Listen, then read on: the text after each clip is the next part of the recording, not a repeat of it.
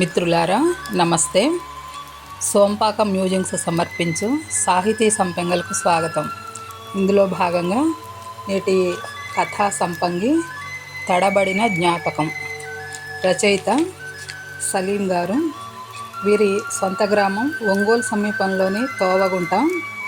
Income tax డిపార్ట్మెంట్లో additional కమిషనర్గా పనిచేసి ఉద్యోగ విరమణ పొందారు. ఇప్పటి వరకు 3 కవితా సంపుటాలు, 12 కథా సంపుటాలు, 36 నవలలు వెలువరించారు. వీరు రాసిన అనేక రచనలు వివిధ భాషల్లో అనువాదమయ్యాయి. బాల సాహిత్యాన్ని కూడా వెలువరించారు. వీరి సాహితీ సేవలో భాగంగా భాషా పురస్కారం, చాసో సాహిత్య పురస్కారం, వాసిరెడ్డి సీతాదేవి పురస్కారం, కొవ్వలి సాహిత్య పురస్కారం, మాడభూషి రంగాచారి స్మారక పురస్కారం, సాహిత్య అకాడమీ పురస్కారం అందుకున్నారు. వివిధ సాహితీ సంస్థలు నిర్వహించిన కథల పోటీల్లో పలుమార్లు బహుమతులు, సన్మానాలు పొందారు. ప్రస్తుత కథ నమస్తే తెలంగాణ. ముల్కనూరు సాహితీ పీఠం సంయుక్తంగా నిర్వహించిన కథల పోటీ 2023-24 సంవత్సరానికి గాను 3,000 రూపాయల నగదు బహుమతిని పొందారు. ఇంకా కథలోకి వెళ్ళిపోదాం మిత్రులారా. సాయంత్రం 5 గంటల సమయం. వసారాలో కుర్చీలు వేసుకుని కూర్చుని కాఫీ తాగుతూ మా పిల్లల చిన్ననాటి కబుర్లు కలబోసుకుంటున్నాం. రోజు మాకు ఇదొక వ్యాపకం. పిల్లలు మాకు దూరంగా ఉన్న బాధ నుంచి కొంత ఉపశమనం. ఇంతలో గేటు తీసుకుని ఓ 16 ఏళ్ల కుర్రవాడు లోపలికి వచ్చాడు. మా వైపు బెరుగ్గా చూస్తూ, ప్రసాద్ గారిని కలవాలండి అన్నాడు. నేనే ప్రసాద్ని. ఏంటో చెప్పు. ఇంతకు ఎవరు నువ్వు అని అడిగాను. నా పేరు రఘురామ్ అండి. నేను మా తాత హైదరాబాద్ నుంచి ఈ ఉదయమే వచ్చాం. ఆ వివరాలన్నీ నాకెందుకు, నాతో ఏం పనో చెప్పు చాలు అన్నాను. అదే చెప్పబోతున్నానండి. మా తాత పేరు సత్యవోలు శ్రీనివాసమూర్తి. ఈ ఊళ్ళోనే 10వ తరగతి వరకు చదువుకున్నాడటండి. ఆ తర్వాత వాళ్ళ నాన్నగారు హైదరాబాద్కి మకాం మార్చడంతో ఈ ఊరికి దూరం కావాల్సి వచ్చిందట. మా తాతకి ఈ ఊరంటే చాలా ఇష్టమని చెప్పాడు. తన చివరి రోజుల్లో ఓసారి ఈ ఊరిని చూడాలని ఉందని కోరడంతో తీసుకొచ్చానండి అన్నాడు. ఈ ఊళ్ళో నేను చదివిన స్కూల్లోనే 10వ తరగతి వరకు చదువుకున్నాడని వినగానే నాలో ఆసక్తి కలిగింది. 10వ తరగతి ఏ బ్యాచో తెలుసా అని అడిగాను. తెలుసండి, 1971 అన్నాడు. నాది కూడా అదే బ్యాచ్. కానీ సత్యవోలు శ్రీనివాసమూర్తి ఎవరో అస్సలు గుర్తుకు రావడం లేదు. ఇంతకు నన్ను వెతుక్కుంటూ ఎందుకు వచ్చావు? ప్రసాద్ అనే అతను మా తాతకు బాల్య స్నేహితుడట. 10వ తరగతి వరకు కలిసి చదువుకున్నారట. తన స్నేహితుడిని కలుసుకోవాలని మా తాత కోరిక. అతనితో కలిసి చిన్నప్పుడు తిరిగిన ప్రదేశాలన్నీ మళ్ళీ తిరగాలని ఆయన కోరిక. ఏ ప్రసాదు? ఇంటి పేరు ఏమైనా చెప్పాడా? మా తాతకు అతని పూర్తి పేరు గుర్తులేదట. అందుకే ఇప్పటి వరకు 2 ప్రసాదుల ఇళ్లకు వెళ్ళాం. ఎవరూ తాతను గుర్తుపట్టలేదు. తాత ఇక నడవలేనంటే ఆయన్ని రాములవారి గుడి అరుగుల మీద కూర్చోబెట్టి వచ్చాను అన్నాడు. ఇందాక నువ్వు మీ తాత తన చివరి రోజుల్లో ఈ ఊరు చూడాలనుకుంటున్నట్టు చెప్పావు. చివరి రోజులేంటి? 71లో 10 పాస్ అయితే మరి నా ఈడువాడే కదా, 66 ఏళ్ళుంటాయి అన్నాను. ఆ అబ్బాయి మొహంలో విషాద ఛాయలు కనిపించాయి. మా తాతకు ప్రోస్టేట్ క్యాన్సర్. 2-3 ఏళ్లకు మించి బతకటం కష్టమని డాక్టర్లు చెప్పారు. దానికి తోడు ఈ మధ్య మతిమరుపు కూడా బాగా ఎక్కువైంది అన్నాడు. మా ఇంటికి దగ్గరలో మూర్తి అనే కుర్రాడు ఉండేవాడు. 10వ తరగతి వరకు కలిసే చదివాం. మేమిద్దరం ఓ జట్టుగా తిరిగేవాళ్ళం. వాళ్ళ కుటుంబం కూడా ఇల్లు పొలాలు అమ్మేసి హైదరాబాద్కు వెళ్ళిపోయింది. ఆ మూర్తి ఈ మూర్తి ఒక్కరే కావచ్చేమో అనిపించడంతో మా వీధిలోనే మూర్తి అనే అబ్బాయి వాళ్ళ ఇల్లు ఉండేది. ఇంటి పేరు నాకు గుర్తులేదు. ఓసారి మీ తాతను చూస్తే గుర్తుపట్టగలనేమో, వెళదాం పదా అన్నాను. అతని మొహంలో సంతోషం వెల్లువలా పొంగింది. రామాలయం అరుగు మీద కూర్చుని ఉన్న మూర్తి నన్ను చూడగానే లేచి నిలబడి తన మనవడి వైపు మెచ్చుకోలుగా చూస్తూ, ఇతనే నా చిన్ననాటి స్నేహితుడు ప్రసాద్ అన్నాడు నా వైపు తిరిగి. ఈ ఊరిడ్చిపెట్టి వెళ్ళి 50 ఏళ్ళు దాటినా నిన్నెలా గుర్తుపట్టానో చూసావా అంటూ కౌగిలించుకున్నాడు. అతని దుర్బలమైన శరీరం సంతోషాతిరేకంతో అనుకుంటాను కొద్దిగా వణకటం గమనించాను. 5 అడుగుల 4 అంగుళాలకు మించని ఎత్తు, పల్చటి శరీరంతో మనిషి పిట్టలా ఉన్నాడు. క్యాన్సర్ ట్రీట్మెంట్ వల్ల అనుకుంటాను. నెత్తి మీద ఒక్క వెంట్రుక కూడా లేదు. నీలో చాలా మార్పు వచ్చింది మూర్తి. గుర్తుపట్టలేనంతగా మారిపోయావు. అతని చేతిని నా చేతుల్లోకి తీసుకుని ఆప్యాయంగా నిమురుతూ అన్నాను. నువ్వు మాత్రం అలానే ఉన్నావు ప్రసాద్. జుట్టు మాత్రం నెరిసింది అంతే. అందుకే వెంటనే గుర్తుపట్టగలిగాను అన్నాడు మూర్తి. మెల్లగా చీకట్లు ముసురుకోసాగాయి.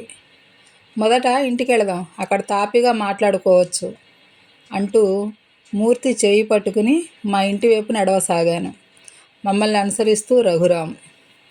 నిన్ను కలుసుకున్నందుకు చాలా సంతోషంగా ఉంది ప్రసాద్. మన స్కూలు, మనం ఆడుకున్న చింతల తోపు, మనం కూర్చుని కబుర్లు చెప్పుకున్న చెరువుగట్టు, అక్కడి తాటి చెట్లు, మేము వదిలేసి వెళ్ళిన ఇల్లు, ఇవన్నీ నీతో కలిసి చూడాలన్న కోరిక అన్నాడు మూర్తి. ఇప్పుడేగా కలుసుకున్నాం, తొందర ఏముంది? మా ఇంట్లో ఓ 4-5 రోజులైనా ఉండాల్సిందే. నువ్వు అడిగినవన్నీ మెల్లగా చూపిస్తాలే అన్నాను. ఇంటికెళ్ళగానే నా భార్యకు పరిచయం చేశాను. నా చిన్ననాటి స్నేహితుడు శ్రీనివాసమూర్తి. 10వ తరగతి వరకు కలిసే చదువుకున్నాం. ఇన్నేళ్ల తర్వాత నన్ను వెతుక్కుంటూ హైదరాబాద్ నుంచి వచ్చాడు అన్నాను. మా పెరట్లో కుర్చీలు వేసుకుని కూర్చుని కబుర్లలో పడ్డాం. ఊరంతా ఎంత మారిపోయిందో. ఎంత గుర్తు చేసుకుందామన్నా అప్పటి వీధులు, ఇళ్ళు, భవనాలు ఏమీ గుర్తుకు రావటం లేదు అన్నాడు మూర్తి. 5 దశాబ్దాల కాలం గడిచిపోయింది కదా. అప్పుడు మన ఊరు గ్రామ పంచాయతీ కింద ఉండేది. ఇప్పుడు మండల కేంద్రం అయ్యింది. వ్యాపారాలు పెరిగిపోయాయి. వాటితో పాటు రోడ్లు, బిల్డింగ్లు, ట్రాన్స్పోర్ట్ అన్నీ పెరిగాయి అన్నాను. నేను ఇంటికి చాలాసార్లు వచ్చేవాడిని. ఈ వేప చెట్టు కిందనే ఆడుకునేవాళ్ళం. కానీ అప్పుడు అది పెంకుటిల్లు కదా. ఇంటి ముందు అరుగులు కూడా ఉండేవి. మా నాన్నగారు చనిపోయాక పాత ఇంటిని పడగొట్టి పైన 2 పోర్షన్లు, కింద ఒక పోర్షన్ ఉండేలా ఇల్లు కట్టించాను. నాకు 2 మగపిల్లలు. పై పోర్షన్లలో వాళ్ళు ఉంటారని కట్టించినవే. అయినా ఈ రోజుల్లో పిల్లలెవరూ తల్లిదండ్రులను చూసుకుంటూ ఉన్న ఊళ్ళో ఉండటం లేదుగా. మా 2 అబ్బాయిలు కూడా అమెరికాలో సాఫ్ట్వేర్ ఉద్యోగాల్లో సెటిల్ అయిపోయారు. పెళ్ళిళ్ళు, పిల్లలు, ఎవరి సంసారాల్లో వాళ్ళు బిజీ. పలకరించే తీరిక లేనంత బిజీ. దుఃఖం ఉండలా నా గొంతుకు అడ్డుపడింది. మా నాన్న చేసిన బట్టల వ్యాపారమే నేను చేశాను. వ్యాపారాన్ని 4 ఇంతలుగా పెంచాను. నాకు ఒక్కడే కొడుకు. వాడిని ఇంజనీరింగ్ చదివించి పొరపాటు చేశాను. బట్టల కొట్టులో కూర్చోవడం నామోషేట వాడికి. బెంగళూరులో ఒరాకిల్లో పనిచేస్తున్నాడు. వాడి కొడుకే ఈ రఘురాం. కాలేజీకి సెలవు ఇచ్చినప్పుడల్లా హైదరాబాద్ వచ్చేస్తాడు. నా కొడుకు నుంచి ఆశించిన ప్రేమ మనవడి ద్వారా దొరుకుతున్నందుకు సంతోషపడాలో, మా గురించి పట్టించుకొని కొడుకుని తలుచుకుని బాధపడాలో తెలియని పరిస్థితి మాది. మూర్తి కళ్ళు తుడుచుకున్నాడు. వంటేం చేయమంటారు? మీ మిత్రుడికి ఇష్టమైన కూరలేమిటో చెప్తే అవే వండి పెడతాను అంది శకుంతల. మూర్తికి బెండకాయ పులుసు అంటే ఇష్టం. చిన్న బెల్లం ముక్క వేయడం మర్చిపోకేం. గడ్డ పెరుగుంచు. మజ్జిగ మిరపకాయలు ఎలాగూ ఉన్నాయి కదా అన్నాను. అదేంటి, మా తాత బెండకాయతో ఏం చేసినా ఇష్టపడాడు కదా, మర్చిపోయారా అన్నాడు రఘురాం. ఓ అవును కదా, అయినా మతిమరుపుకు నేనేమీ అతీతుడిని కాదుగా అంటూ నవ్వాను. బీరకాయ కందిపప్పు కలిపి కూర చెయ్యి అన్నాను నా భార్యతో. భోజనాలు చేస్తున్నప్పుడు, మన క్లాసులో రాజ్యలక్ష్మి అనే అమ్మాయి ఉండేది కదా, నువ్వు ఆ అమ్మాయిని చాలా ఇష్టపడేవాడివి. ఇప్పుడు ఎక్కడుందో తెలుసా? నాకు మాత్రమే వినిపించేంత మెల్లగా అడిగాడు మూర్తి. తెలియదు. 10th క్లాస్లో ఆ అమ్మాయిని చాలా గాఢంగా ప్రేమించాను. కానీ ఆ అమ్మాయితో చెప్పేంత ధైర్యం చేయలేకపోయాను. ఇప్పటి జనరేషన్కు ఉన్న తెగువ, చొరవ అప్పుడు మనకెక్కడివి? నేను కూడా శకుంతలకు వినిపించినంత మెల్లగా చెప్పాను. 6 ఏళ్ల క్రితం బెంగళూరు నుంచి తిరుగు ప్రయాణంలో సికింద్రాబాద్ స్టేషన్లో కనిపించింది. ఎంత మారిపోయిందో తెలుసా? నేను అస్సలు గుర్తుపట్టలేకపోయానంటే నమ్ము. తనే నన్ను పోల్చుకుని దగ్గరకు వచ్చి పలకరించింది. తనకు 60 ఏళ్ళు వచ్చుంటాయిగా. బాగా లావై ఉంటుంది. ఎంత తెల్లగా ఉండేదో కదా అప్పట్లో. రంగు పెద్దగా మారలేదు కానీ తను హైదరాబాదులోనే ఇంగ్లీష్ లెక్చరర్గా చేసి రిటైర్ అయినట్టు చెప్పింది. పక్కన వాళ్ళ ఆయన లేడా? లేడు. ఏడాది క్రితం హార్ట్ అటాక్తో చనిపోయాడని చెప్పి కన్నీళ్లు పెట్టుకుంది. అయ్యో పాపం అన్నాను ఇంకేమనాలో తెలవక. పై బెడ్రూమ్లో వాళ్ళకు పడకలు ఏర్పాటు చేశాను. శకుంతల మొహం చూస్తేనే అర్థమైంది చాలా కోపంగా ఉందని. అటువంటి సమయంలో ఆమెను కదల్చకపోవటమే ఉత్తమమని పక్కకు తిరిగి పడుకున్నాను. ఎవరా రాజ్యలక్ష్మి? నాకెప్పుడు మీ 10th క్లాస్ ప్రేమ గురించి చెప్పలేదే? గదిలో నిశ్శబ్దాన్ని భంగపరుస్తూ శకుంతల నోటి నుంచి బుల్లెట్లలా మాటలు దూసుకొచ్చాయి. రాజ్యలక్ష్మి ఎవరు? అన్నాను ఆశ్చర్యాన్ని నటిస్తూ. బుకాయించకండి. మీరు చిన్నగా మాట్లాడుకుంటే నాకు వినిపించవనుకున్నారా? నాకేమీ చెవుడు లేదు అంది. ఓహ్, ఆ రాజ్యమా? టీనేజ్ కదా, ఏదో వెర్రి, దాన్నే ప్రేమ అనుకుని.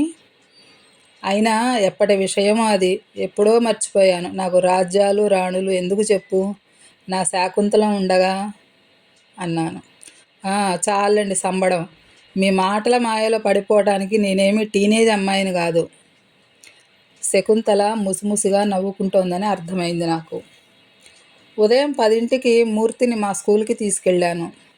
రిటైర్డ్ హెడ్ మాస్టర్ని కదా. టీచర్లందరూ ఎంతో ఆత్మీయంగా పలకరించారు. ఇతను నా క్లాస్మేట్ శ్రీనివాసమూర్తి. మన స్కూల్లోనే 10వ తరగతి వరకు చదువుకున్నాడు. తన స్కూల్ రోజుల్ని రీవిజిట్ చేసుకోవాలన్న కోరికతో హైదరాబాద్ నుంచి వచ్చాడు ఇక్కడికి అంటూ వాళ్ళందరికీ పరిచయం చేశాను. తరగతి గదులన్నీ తిప్పి చూపించాను. మనం చదివిన స్కూల్లోనే నువ్వు టీచర్గా చేరి హెడ్ మాస్టర్గా రిటైర్ కావటం గొప్ప విషయం ప్రసాద్. స్కూలు చాలా మారిపోయింది. ఆ రోజుల్లో 6-7 తరగతుల్లో మనం కిందనే కూర్చునేవాళ్ళం. గదులన్నీ రంగులు వెలిసిపోయి పెచ్చులు ఊడిపోయి ఉండేవి. ఇప్పుడన్నీ పక్కా కాంక్రీట్ గదులే కనిపిస్తున్నాయి. అన్ని గదుల్లో పిల్లలు కూర్చోవడానికి బల్లలు కూడా ఉన్నాయి. అంతా కొత్తగా కనిపిస్తోంది అన్నాడు మూర్తి. నేను హెడ్ మాస్టర్ అయ్యాక ఓల్డ్ స్టూడెంట్స్తో గెట్ టుగెదర్ ఏర్పాటు చేసి విరాళాలు వసూలు చేసి ఈ స్కూల్ని డెవలప్ చేశాను. వచ్చిన వాళ్ళల్లో అన్ని రంగాల్లో రాణిస్తున్న వాళ్ళు ఉన్నారు. వాళ్ళందరి సహకారంతో ఈ స్కూల్ బిల్డింగ్కి కొత్త రూపు తీసుకొచ్చాను కించిత్ గర్వంతో అన్నాను. మరి నాకెందుకు ఆహ్వానం పంపలేదు? నేను తప్పకుండా వచ్చి ఉండేవాడిని. పాత స్నేహితుల్ని కలుసుకునే అరుదైన అవకాశాన్ని మిస్ అయ్యాను బాధగా అన్నాడు. హైదరాబాద్లో నీ అడ్రస్ తెలియదు. నీదే కాదు, చాలామంది అడ్రస్లు మా దగ్గర లేవు. అందుకే న్యూస్ పేపర్లో ప్రకటనలు ఇప్పించాం. అలానా? నేను ఆ ప్రకటనలు చూసుండను. డబ్బు సంపాదనలో పడి జీవితాన్ని జీవించడం మర్చిపోయాను. అనుభవించడం, అనుభూతి చెందడం మర్చిపోయాను. ఇప్పుడు పశ్చాత్తాపడి ప్రయోజనం ఏముంది? గడిచిపోయిన కాలం తిరిగి రాదుగా. ఇప్పటికీ మించిపోయింది లేదు మూర్తి. ఇక నుంచి జీవితంలోని ప్రతి క్షణాన్ని ఆస్వాదించు. నీ మనసుకు నచ్చిన పనులు చెయ్యి, నచ్చినట్టుగా బతుకు, రోజుకో ఉత్సవంలా బతుకు అన్నాను. అందుకేగా ఈ ఊరికి వచ్చాను. మూర్తి మొహంలో సంతోషం కనిపించింది. ఇంటికి తిరిగి వచ్చేటప్పటికి 12:30 దాటింది. భోజనం చేసి సాయంత్రం 5 గంటల వరకు విశ్రాంతి తీసుకున్నాక చెరువు గట్టు మీద కూర్చుని కబుర్లు చెప్పుకుందాం పదా అన్నాడు మూర్తి. మా టీచర్ల గురించి మాట్లాడుకుంటూ మెల్లగా నడక సాగించాం. ఎదురుగా పార్కు కనిపించింది. లోపలికి వెళ్ళి కూర్చుందాం అన్నాను. మరి చెరువు గట్టో అన్నాడు మూర్తి. గుర్తుకు తెచ్చుకో, మనం ఇప్పుడు నడిచి వచ్చిన దారేగా చెరువు కట్టక దారి నవ్వుతూ అన్నాను. అవునా? ఇంతకు చెరువేది అన్నాడు ఆశ్చర్యంగా. ఇంకెక్కడి చెరువు? చాలా ఏళ్ల క్రితమే దాన్ని పూర్తి చేసి ఇళ్ల స్థలాలు చేసి అమ్ముకున్నారు. ఈ చుట్టుపక్కల కనిపిస్తున్న ఇళ్ళన్నీ ఆ జాగాలో కట్టుకున్నవే. ఎటొచ్చి కొద్ది స్థలాన్ని మాత్రం పార్కు కోసం వదిలిపెట్టారు. అయ్యో, ఎంత అందమైన చెరువు! దాన్ని పూర్తి చేయడానికి వాళ్ళకి మనసెలా ఒప్పింది అన్నాడు మూర్తి. Real estate boom. శ్మశానాలనే వదలటం లేదు. చెరువులను వదులుతారా చెప్పు? గజం స్థలం తులం బంగారం కన్నా విలువైపోయింది కదా. పార్కులో చెట్ల కిందన్న సిమెంట్ బెంచ్ మీద కూర్చుంటూ అన్నాను. చింతలతో పైన ఉందా అని అడిగాను. దానికి అదే గతి పట్టింది. ఒక్క చింత చెట్టు కూడా లేకుండా కొట్టేసి ఇల్లు కట్టుకున్నారు. మన చిన్నప్పుడు ఆ చెట్లెక్కి చింత చిగురు కోసేవాళ్ళం గుర్తుందా? చింత చిగురేసి పప్పు వండితే ఎంత రుచిగా ఉండేదో. చింతకాయలతో అమ్మ తొక్కుడు పచ్చడి చేసేది. సాయంత్రాలు పిల్లలందరం అక్కడ ఎన్ని ఆటలు ఆడుకునేవాళ్ళమో. చింతల తోపుతో అల్లుకుని ఎన్ని జ్ఞాపకాలో కదా అన్నాడు. కొన్ని క్షణాల విరామం తర్వాత, స్కూల్లో మనతో పాటు చదివిన రంగనాయకులు ఇప్పుడు ఎక్కడున్నాడో తెలుసా అని అడిగాడు. ఏ రంగనాయకులు? వాడి అమ్మా నాన్న చిన్నప్పుడే చనిపోతే వాడి నాయనమ్మే కదా వాడిని సాకింది. మన బడి బయట తేగలు, రేగిపళ్ళు, నువ్వుల జీడీలు, వేరుశెనగ ఉండలు అమ్మేది గుర్తుందా? బడొదిలాక రంగనాయకులు సోడా బండి వేసుకుని వీధులన్నీ తిరిగి సోడాలు అమ్మేవాడు. ఆ రంగనాయకులు. నేను మూర్తి వైపు మెచ్చుకోలుగా చూస్తూ, ఎంత బాగా గుర్తుపెట్టుకున్నావో, హ్యాట్స్ ఆఫ్ మూర్తి. నాకు ఇప్పుడిప్పుడే గుర్తొస్తున్నాడు. సన్నగా బక్కపలచగా ఉండేవాడు కదా. వాడి నాయనమ్మ చనిపోయాక గుంటూరులో బంధువులు ఎవరో చేరదీశారని విన్నాను. ఆ తర్వాత ఏమయ్యాడో మరి తెలియదు అన్నాను. ఓ గంట పార్కులో గడిపాక తిరుగు ప్రయాణంలో, మీ పాత ఇంటిని చూపిస్తాను పదా అన్నాను. మా ఇంటికి 4 ఇళ్ళవతల ఉన్న సుబ్బన్న వాళ్ళ ఇంటి దగ్గర ఆగాం. సుబ్బన్న తన 5 ఎకరాల పొలంలో వ్యవసాయం చేస్తాడు. నా స్టూడెంటు. 9వ తరగతి వరకు చదువుకున్నాడు. నన్ను చూడగానే లేచొచ్చి, రండి మాస్టారు అంటూ ఆహ్వానించాడు. మూర్తి ఒళ్ళంతా కళ్ళు చేసుకుని ఆ ఇంటిని గమనిస్తూ గుర్తు చేసుకోవడానికి ప్రయత్నిస్తున్నాడు. సుబ్బన్నకు మూర్తిని పరిచయం చేస్తూ, ఇప్పుడు నువ్వు ఉంటున్న ఈ ఇల్లు వీళ్ళదే. మూర్తి వాళ్ళ నాన్న ఈ ఇంటిని మీ తాతకి అమ్మేసి హైదరాబాద్ వెళ్ళిపోయాడు అన్నాను. అలానా మాస్టారు, నాకు ఆ విషయం తెలవనే తెలవదు అన్నాడు సుబ్బన్న. ఇంటి చుట్టూ తిరిగి చూసి, పెరట్లో జామ చెట్టు ఉండాలే, మనిద్దరం దూరగా ఉన్న జామకాయలు తెంపుకుని తినేవాళ్ళం గుర్తుందా?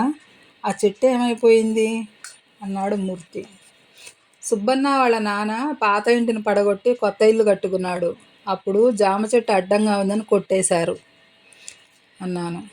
మరి 2 రోజులున్నాక మూర్తి హైదరాబాదు తిరిగి వెళ్ళటానికి బ్యాగు సర్దుకుంటుంటే, స్టేషన్ దాకా నేను వస్తాను అన్నాను. నీకెందుకు శ్రమ అన్నాడు మూర్తి. శ్రమేముంది, నువ్వు నన్ను చూడటానికి హైదరాబాద్ నుంచి 200 కిలోమీటర్లు ప్రయాణం చేసి రాగాలేంది, నేను ఈ 3 కిలోమీటర్లు నీకోసం రాలేనా అంటూ నవ్వాను. రైల్వే స్టేషన్లో రఘురామ్ నాతో, మీ ఇంట్లో ఉన్న 4 రోజులు మా తాత ఎంత సంతోషంగా ఉన్నాడో, టీనేజ్ కుర్రాళ్ళో మీతో ఎక్కడెక్కడికో ఎంత ఉత్సాహంగా తిరిగాడో, మీ దయ వల్లనే మా తాత కోరిన కోరిక తీర్చగలిగాను నేను. మీకు చాలా థ్యాంక్స్ సార్ అన్నాడు. రైలు ఎక్కే ముందు మూర్తి నా చేతులు పట్టుకుని, ఎన్ని అందమైన జ్ఞాపకాలు మూటగట్టుకుని పోతున్నానో, నీలాంటి స్నేహితుడు నువ్వు ఉండటం నా పూర్వజన్మ సుకృతం అంటున్నప్పుడు అతని కళ్ళు చెమర్చాయి. ఇంటికి తిరిగి రాగానే నా భార్య మంచినీళ్ళు ఇస్తూ, మీ బాల్య స్నేహితుడికి సెండాఫ్ ఇచ్చి వచ్చారన్నమాట అంది. నీకో రహస్యం చెప్పనా? అతను నాతో కలిసి చదువుకున్న మూర్తి కాదు. ఈ శ్రీనివాసమూర్తి ఎవరో నాకు తెలియదు అన్నాను. నా భార్య ఆశ్చర్యంతో నోరెళ్లబెట్టి, అదేంటండి, 4 రోజులు ప్రాణ స్నేహితుడిని చూసినట్టు చూశారుగా, నటించారా అంది. లేదు, నటించలేదు. నిజంగానే అతను నా చిన్ననాటి స్నేహితుడైనట్టే అనుభూతి చెందాను. అతన్ని సంతోషపెట్టడమే కాదు, నేను సంతృప్తి పొందాను అన్నాను. ఎందుకలా చేశారు? 2 కారణాల వల్ల శకుంతల. అతని మనవడికి తన తాత కోరిక తీర్చిన సంతృప్తిని మిగల్చాలని చేశాను. మూర్తికి తన చివరి రోజుల్లో ఓ అందమైన అనుభవం మిగల్చాలని చేశాను. ఇంతకు అతను మీ బాల్య స్నేహితుడు కాదని ఎప్పుడు తెలిసింది? మరి అలాంటప్పుడు ఆ శ్రీనివాసమూర్తి మిమ్మల్ని వెతుక్కుంటూ ఎందుకు వచ్చినట్లు? నాతో పాటు చదువుకున్న మూర్తి అప్పట్లోనే చాలా పొడవుగా తెల్లగా ఉండేవాడు. అతన్ని రామాలయం దగ్గర చూసినప్పుడే తెలిసిపోయింది ఈ మూర్తి ఆ మూర్తి కాడని. మా ఊళ్ళో నా చిన్నప్పుడు కూడా చెరువు లేదు, చింతలతోపు కూడా లేదు. నాకు అర్థమైంది ఏంటంటే, అతనికి క్యాన్సర్ కంటే ముందే అల్జీమర్స్ వ్యాధి ఉండి ఉంటుందని. అతని చిన్నప్పుడు ప్రసాద్ అనే స్నేహితుడు నిజం, ఆ ఊళ్ళో చెరువు గట్టు చింతలతోపు నిజం, అతను గుర్తు చేసుకున్న రంగనాయకులు నిజం. కానీ ఆ ఊరి పేరు మర్చిపోయాడు. మన ఊరినే తన బాల్యంలో గడిపిన ఊరని భ్రమపడ్డాడు. అతని భ్రమని అందమైన నిజంలా చేయటంలో నేను తోడ్పడ్డానంతే. నిజం చెప్పనా, అతనున్న 4 రోజులు నేను కూడా ఎంత సంతోషంగా ఉన్నానో. నేను బాల్యంలోకి ప్రయాణించాను. ఏడాదికి ఒక్కరైనా అలా నన్ను వెతుక్కుంటూ వచ్చి బాల్యంలోకి లాక్కెళ్తే ఎంత బాగుంటుందో కదా అన్నాను. మిత్రులారా, కథ సమాప్తం. మీకు ఈ కథ నచ్చినట్లయితే లైక్ చేయండి, కామెంట్ రాయండి, సబ్స్క్రైబ్ అవ్వటం అస్సలు మర్చిపోకండి. మరో కథతో రేపు మీ ముందుంటానండి. అంతవరకు సెలవు. ధన్యవాదాలు.